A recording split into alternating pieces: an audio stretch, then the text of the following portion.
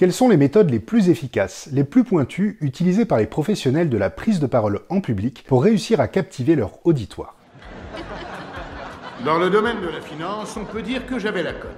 Il est fantastique, c'est un... Eh bien, je vous propose de découvrir aujourd'hui les 3 qui sont probablement les plus importantes. On en parle maintenant.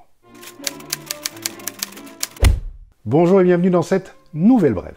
Lorsque nous sommes amenés à prendre la parole en public, les ingrédients pour réussir à faire une bonne présentation et captiver notre auditoire sont nombreux. Lumière tamisée, musique prenante, des invités debout... Et là, je fais tourner les chiffons. Je plaisante. Ouais, non. Vous avez bien sûr les éléments de base, qui sont préparer une introduction et une conclusion impactantes, structurer votre discours de manière convaincante, travailler votre posture et votre voix, et bien sûr, savoir gérer le trac, la peur de s'exprimer en public. Alors maintenant qu'on lui demande enfin de chanter devant un public, il n'est pas question qu'il se taise. Non, c'est bon, ça va aller.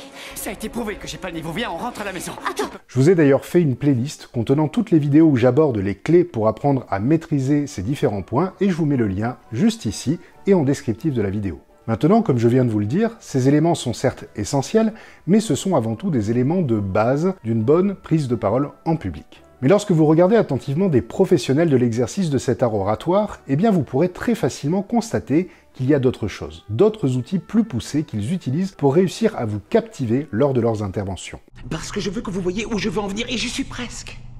Et je vous propose donc aujourd'hui d'en découvrir 3 qui sont probablement les plus importants et sur lesquels les professionnels de la prise de parole en public portent une attention toute particulière lorsqu'ils créent leurs conférences. Alors prêt pour découvrir ces 3 secrets d'experts? Alors c'est parti. Secret numéro 1, vous devez déterminer l'intention de prise de conscience que vous souhaitez générer. Et oui, vous l'aurez peut-être constaté, les conférences qui provoquent en nous un effet waouh sont des conférences qui nous inspirent ou nous font prendre conscience de quelque chose d'important pour nous. Un peu comme si le message qui avait été véhiculé continuait à trotter dans notre tête et à nous faire réfléchir même après la conférence. C'est un peu comme si cette conférence allait peut-être nous amener à changer quelque chose dans nos croyances ou peut-être même nous amener à vouloir changer quelque chose dans notre vie. En bref, il faut qu'il y ait un avant et un après la conférence, un effet transformationnel. Votre texte a réveillé en moi des émotions que je croyais éteintes. Par conséquent, le plus important à faire avant de préparer une intervention, c'est certes de déterminer quelle est l'idée phare que vous souhaitez véhiculer, c'est-à-dire le message clé avec lequel vous souhaitez que votre auditoire reparte, mais ensuite vous devez aller encore plus loin en vous demandant comment faire pour que cette idée phare marque les esprits et amène à se questionner profondément. Une fois que vous serez au clair avec cela, eh bien vous pourrez commencer à regarder comment structurer votre accroche et votre discours étape par étape pour favoriser la prise de conscience autour de cette idée. Vous retrouverez d'ailleurs dans la fameuse playlist une vidéo sur comment commencer un discours et une autre sur comment structurer votre discours. Alors maintenant que vous avez cet ingrédient fondamental de départ, eh bien passons au secret numéro 2. Ce secret, c'est votre auditoire retient avant tout les histoires. Oui, vous avez bien entendu, votre auditoire retient avant tout les histoires. D'ailleurs, laissez-moi vous en raconter une. Il y a 2 mois environ, alors que j'étais en train de donner un cours en école de commerce, un de mes étudiants m'a posé une question très pertinente. Il m'a demandé « Monsieur, comment se fait-il que vous nous racontiez à chaque fois une histoire pour illustrer les différentes parties du cours ?» Et là, j'étais absolument enchanté par sa question car il venait de toucher du doigt un concept fondamental qui allait lui être utile pour toute la suite de sa carrière. Je lui ai donc demandé à mon tour « Qu'est-ce que tu retiens le mieux de mon cours ? Est-ce que ce sont les histoires ou est-ce que ce sont les concepts ?» Et sa première réponse instinctive fut de me dire « Eh bien, les histoires. » Puis après un moment d'hésitation, il corrigea sa réponse et me dit finalement, il se rendait compte qu'il se souvenait bien en premier lieu des histoires, mais qu'en fait, les histoires lui permettaient ensuite de se souvenir des concepts. Et oui, il avait tout compris.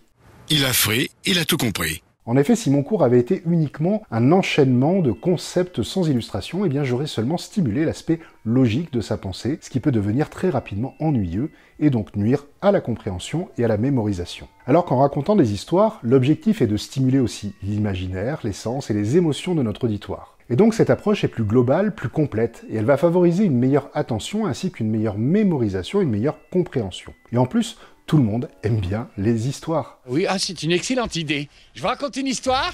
Ouais, une histoire! Alors que rares sont les personnes qui apprécient des présentations faites de concepts et de démonstrations qui s'enchaînent les unes derrière les autres. Donc vous l'aurez bien compris, à chaque fois que vous souhaitez que votre auditoire soit à 100% attentif et qu'il retienne bien le message que vous souhaitez leur faire passer, racontez-leur une histoire qui permettra d'illustrer et d'ancrer le concept. Et nous voici maintenant à notre 3e secret, votre présentation doit être un dialogue et non pas un monologue.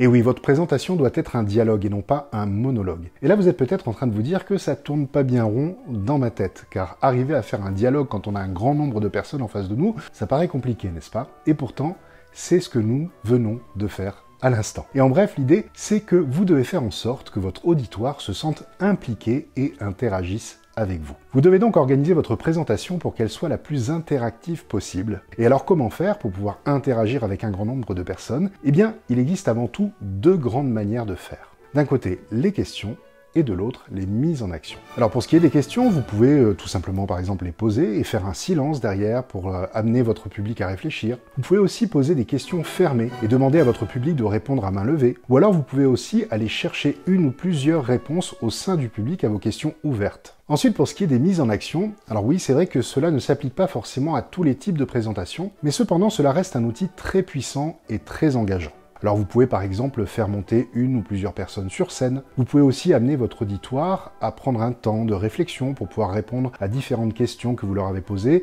et les laisser noter sur leur carnet de notes. Vous pouvez aussi les amener à interagir entre elles, par exemple en leur demandant de faire quelque chose avec leurs voisins de gauche ou avec leurs voisins de droite. En bref, faites preuve d'originalité car il existe plein de manières d'amener votre auditoire à participer de manière active à votre présentation. Oui, il y a un effort d'imagination à fournir. Voilà les amis, vous connaissez maintenant 3 points importants sur lesquels les professionnels de la prise de parole en public portent une attention toute particulière, en plus des techniques de base. Je vous souhaite donc de belles prises de parole interactives, pleines d'histoire et de prise de conscience. Nous sommes prêts comme jamais nous ne l'avons été.